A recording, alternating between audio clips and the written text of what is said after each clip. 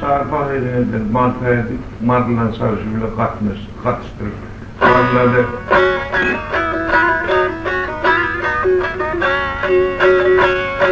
bizi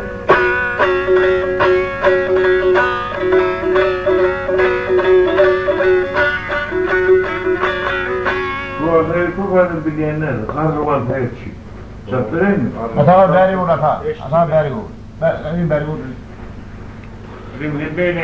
Deneylek geçelim mi? Beri vur kal. Elim sıkıştı. Yok geçelim beyle.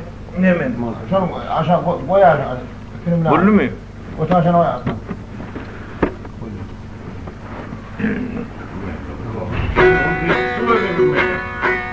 Ya hadi bak.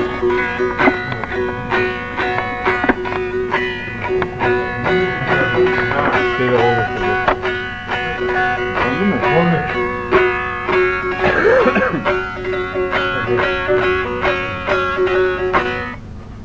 Dımdır koydum. Son burada da feydalanırsınız bazıları. Yavru bölüp alıp efir etmeni tayreder. Efir dileyelim. Radyo, televizyon. Sessiz oturmuş bak başka bel adamı yok. Doğru.